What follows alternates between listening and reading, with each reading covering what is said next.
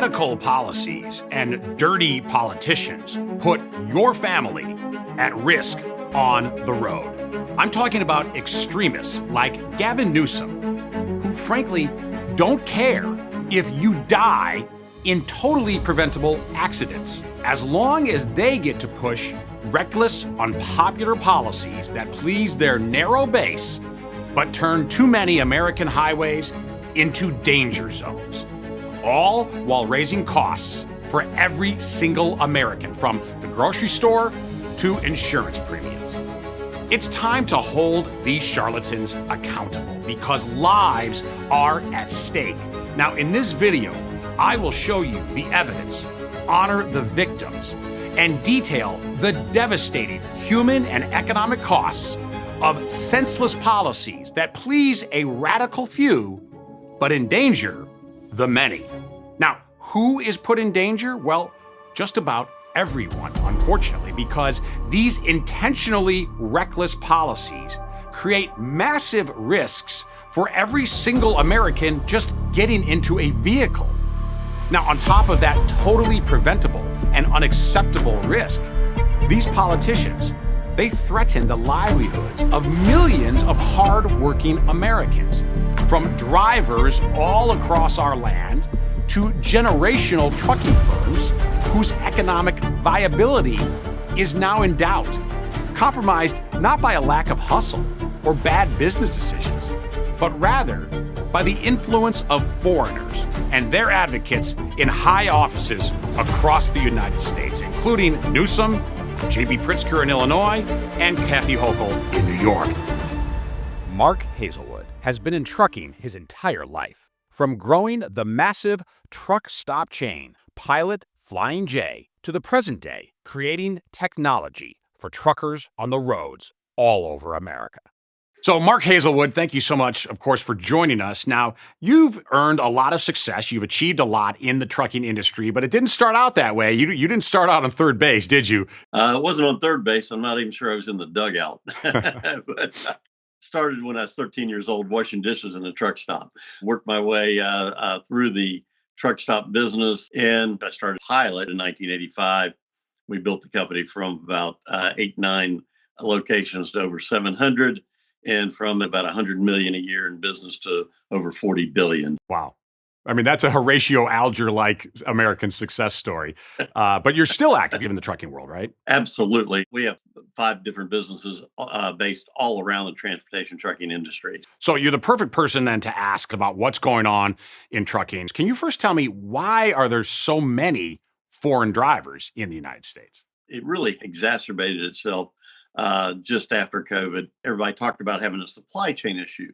And so the previous administration then went to the blue states, and they quickly set up CDL mills. And within 24, 48 hours, they put these illegals out on the road with a CDL in their hand. The non-domiciled CDL holders went from, I think at the end of the first Trump term, was in the low 200s, maybe upper 180, 190. And now that number is over 780,000 non-domiciled CDL holders. Mm-hmm. So it at least tripled during the Biden years, most of it coming from blue states. And of course, the problem doesn't stay in California because by definition, these trucks are hauling freight all over the United States. Absolutely. And you saw the probably one of the highest profile accidents was the wreck that happened around Fort Pierce, Florida, and California driver, killing people in Florida. Yeah.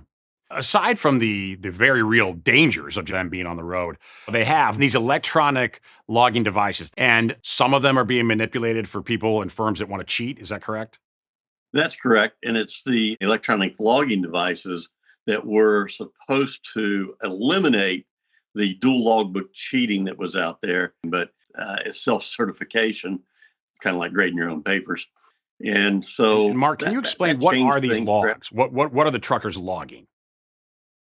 They are logging the miles and the legal hours that they can run. They can be on the clock 14 hours a day. They can only actually drive 11 of those 14 hours. And this is for public safety because they need to be properly rested. Absolutely. For the public safety and for their own safety and for the safety of the trucking companies that are putting, their equipment and their drivers out on the road. And how does this then relate to cheating at logging hours? How does that relate to foreign drivers? The foreign drivers come in and they figure out how to manipulate the ELD, and to that effect, the trucking companies generally paying those drivers considerably less than those that are doing it legally. They can pay them literally half of what they're paying those that are running illegally. On the economic side, an American firm that is doing it the right way, it seems to me, Mark, that American firm is at a real disadvantage now economically. It's incredible just to hire and train a driver, put them in the seat, and get them to where they can drive on their own. You're going to say a minimum of $12,000, upward of $15,000 per driver, and that doesn't include schooling. Mark, let me ask you about that aspect from the driver's perspective. Driving trucks has long been a really great way for blue-collar people in America to make a very substantial living. From their perspective, is it unfair that they have to face this kind of competition in the labor market from illegal immigrants? Oh, without a doubt. The reason that you have declining freight rates is the fact that you have much more capacity than you have freight. And so what you're really doing is you're replacing really, really good truckers with really, really bad ones. So, Mark, how about a fix? What needs to happen? What are the reforms?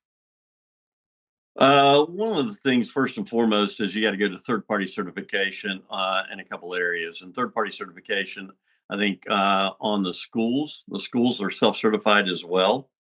And then you got to go to third-party certification on the ELD. That has to happen. And I know that Secretary Duffy and Administrator Bars are working diligently on these two issues. Okay. Well, Mark, thank you so much for joining us. Really appreciate it. Thank you. Really appreciate it, Steve. Appreciate the opportunity. Now, let's get specific. CDLs, commercial driver's licenses, they're issued by the states, even though federal authorities regulate trucking. In many deeply blue states, standards for getting a CDL, they have all but disappeared. In fact, irresponsible agencies known as CDL mills churn out supposedly qualified drivers who sail through inept screening in places like California. Many of these drivers are foreigners, and many do not even speak English. They literally cannot read our road signs. Yet open borders radicals like Newsom insist that they get a license to drive an 80,000-pound truck anywhere in America. Now, these giant rigs, they power the American economy, but they can also become deadly weapons in the wrong hands. Right now, about 1 in 5 truck drivers in America is foreign, over 700,000 drivers.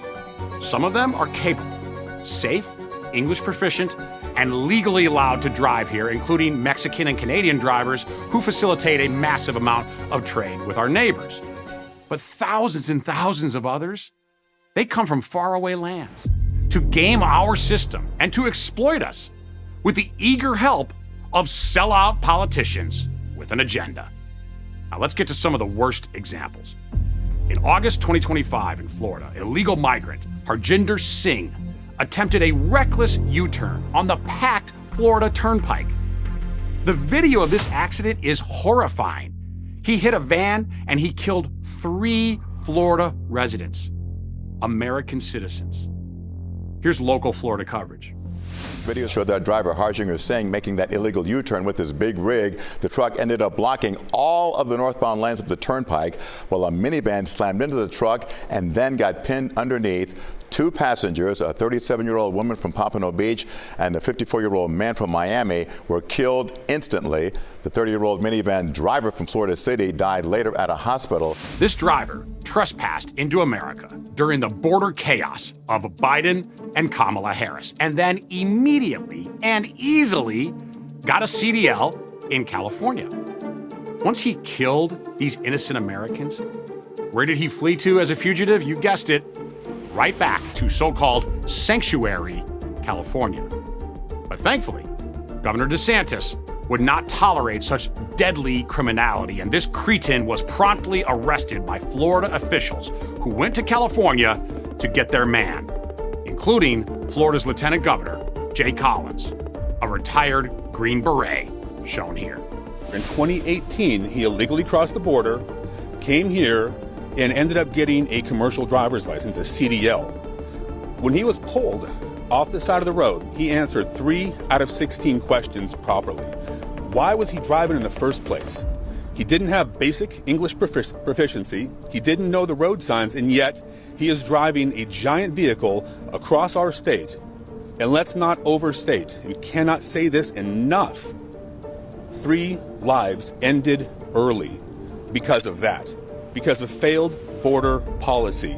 A similar tragedy unfolded right in Newsom's backyard when a different man, also named Singh, killed innocent motorists on the 10 freeway near Los Angeles. In that case, Jasonpreet Singh crossed Biden's open border and got a CDL and then recklessly killed 3 California citizens, including a high school coach and his wife. Even though he was illegal as driver and not trained to drive, he got a California CDL before he plowed into multiple vehicles without even trying to brake. The Department of Transportation says California violated federal laws that allowed Singh to get behind the wheel, leading to the crash in Ontario. The Department of Transportation says the state failed to enforce stricter requirements for commercial driver licenses for non-U.S. citizens. That crash, it's hard to watch, but imagine the pain endured by the victims' families. Coach Nelson and his wife, they did nothing wrong, yet they paid with their lives for the insanity of heartless politicians. This is sadly a reminder of how precious life is and how fast it could be taken away at the hands of somebody who is driving irresponsibly, somebody who is impaired. The driver was living in Yuba City in Northern California. While these stories are some of the worst examples, they're not isolated. Instead, there is a nationwide trend of abuse. In addition to the awful human toll, the economic consequences are severe as well. Why? Well, because illegal alien drivers are, of course, cheaper than legal U.S. citizen truckers.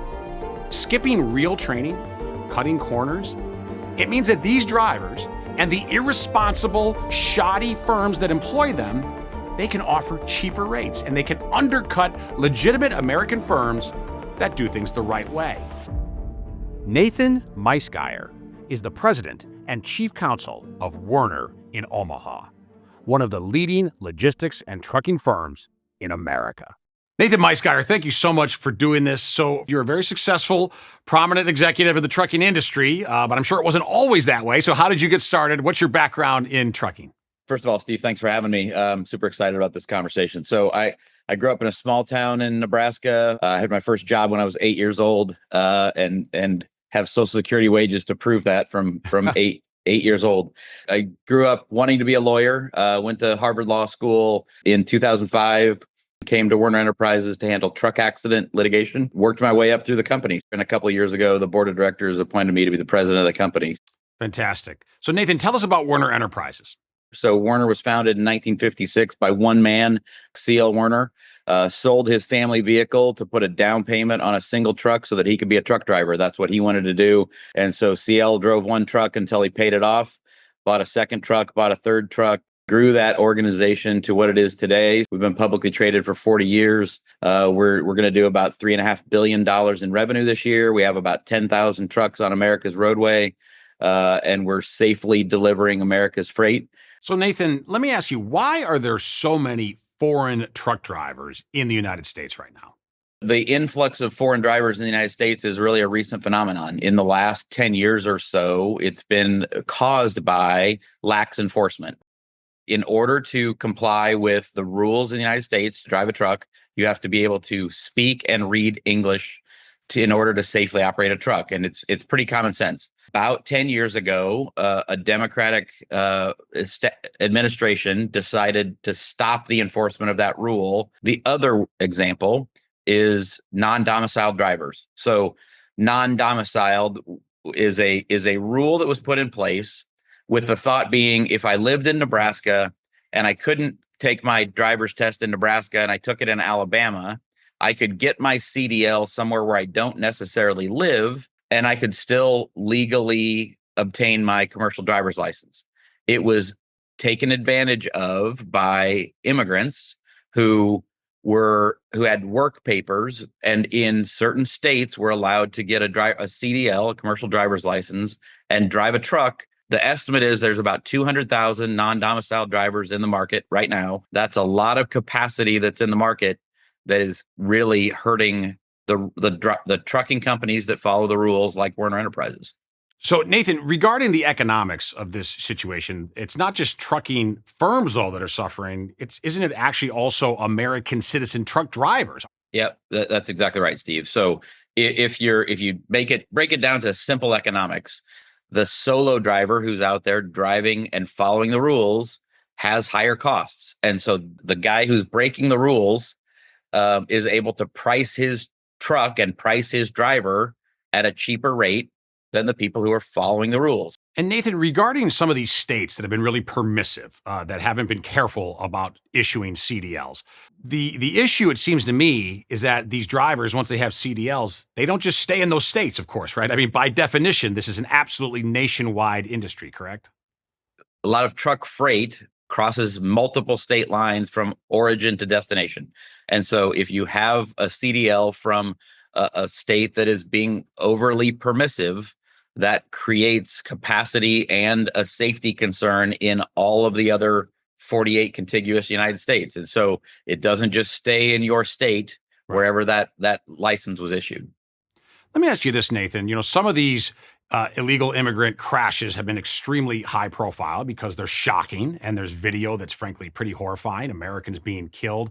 Do you worry, as part of the trucking industry, that it gives the whole industry a black eye? Absolutely. So when those accidents are on the opening segment of the news or on 60 Minutes, it's something that we are concerned creates a reputational damage to all truck drivers. So what about solutions? What do you want to see done? What are the reforms that need to happen?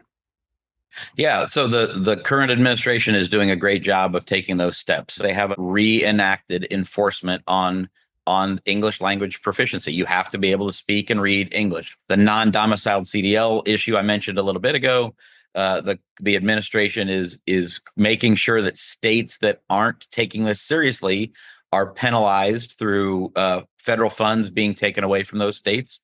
And that's something that we're thankful for. And again, the current administration are all taking all of these matters seriously for the safety of our motoring public.